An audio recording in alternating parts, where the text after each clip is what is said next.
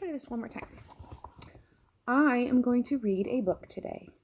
It's called Be Nice to Spiders by Margaret Bloy Graham.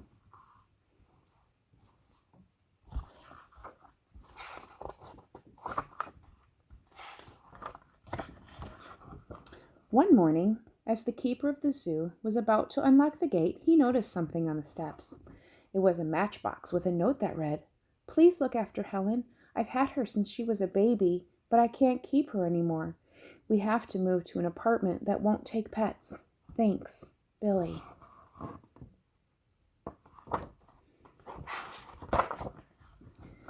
The keeper opened the matchbox and out jumped Helen.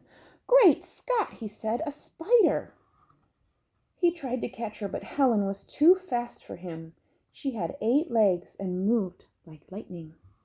Helen ran up a big maple tree. Then she quickly spun a long silk thread and lowered herself into the ventilator of a big building.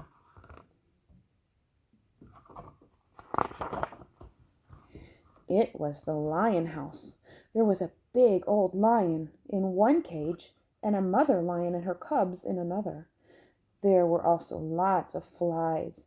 They were buzzing in the lions' ears and crawling on their noses. The lions were annoyed, but Helen was delighted. She loved to eat flies. Right away, she got to work to catch them. She began by spinning a web with her silk thread. See all the flies bothering all the lions? First, Helen spun the outside threads. Then she dropped straight down. Next, she spun lots of threads from the center to the outside. Then she spun a little spiral in the middle. Finally, she spun a big spiral. This part of the web was very sticky. When Helen had finished, she sat in the center and waited. One by one, the flies got caught in the sticky part of the web, and one by one, Helen ate them.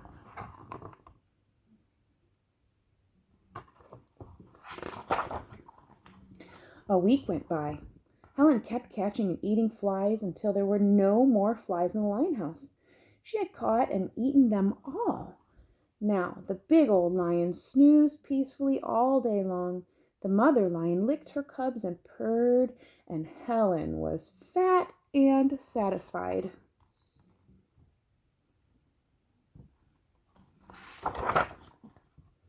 Next, Helen moved to the elephant house. There were lots of flies there too, and elephants don't like flies any better than lions do. In a week, Helen had caught all the flies in the elephant house. The mother elephant and her baby were happy and could once again enjoy a bath.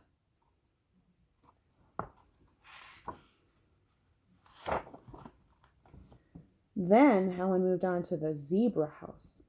Flies were crawling all over the zebras and driving them wild. See how they're driving them wild by kicking their legs and just going nuts. As soon as Helen had caught all the flies there, the zebras were able to eat their hay in peace.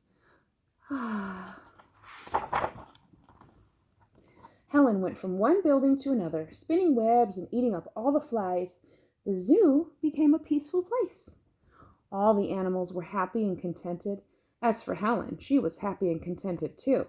It was a spider's paradise. One morning, the keeper blew his whistle 3 times. Toot, toot, toot. All the men came running, and the animals looked up to see what was going on. "Boys," said the keeper, "the mayor is coming to inspect the zoo this afternoon at 4. The animals look fine, but the cages sure need cleaning up. Don't forget to get rid of all those spider webs." "But, Chief," said his assistant, scratching his head, "I thought spiders were supposed to be sort of useful." "Joe," said the keeper, "those webs make the place look a mess. Okay, boys, get busy." The men started sweeping the cages. Then they hosed and scrubbed them down.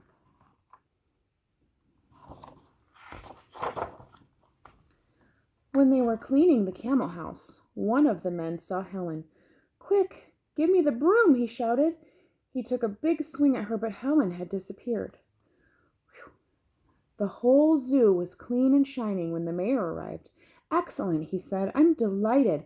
I've never seen the place so neat and the animals looking so well. Meanwhile, Helen was still in the camel house, hiding in a crack in the ceiling.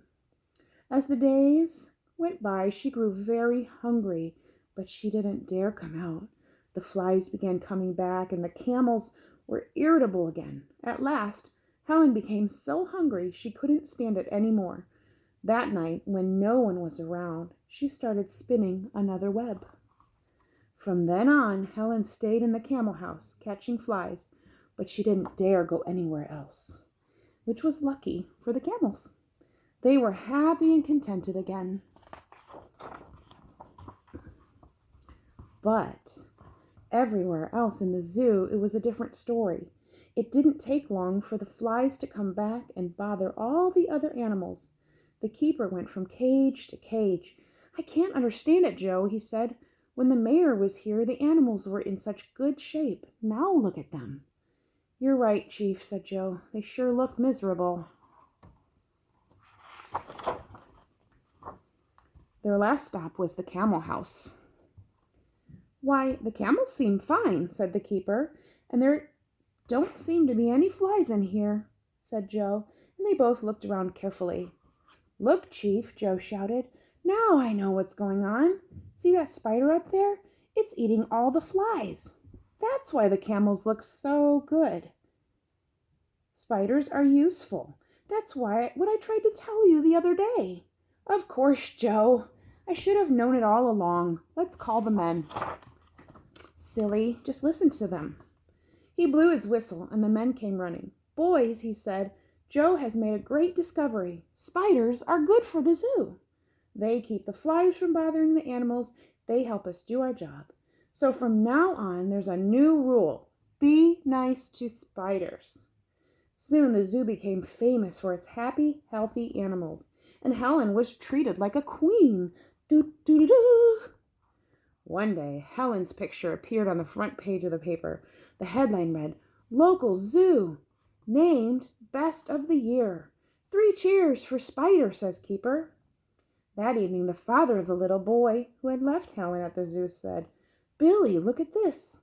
Hey, it's my spider, Billy shouted. It's Helen. Well, well, said his father. Instead of the zoo taking care of Helen, Helen seems to be taking care of the zoo. Good for Helen. The next morning, Billy ran up to the zoo. I'm Billy, he said to the keeper. I'm the one who brought you that spider. Hey, look, she's made an egg sac. I bet there will be plenty of baby spiders soon. And Billy was right. A few days later, out of the egg sac came lots of little spiders. From then on, Helen and her children and all the animals in the zoo lived happily ever after. The end. That must be one of the babies. Did you like that story? I'll read you another one tomorrow.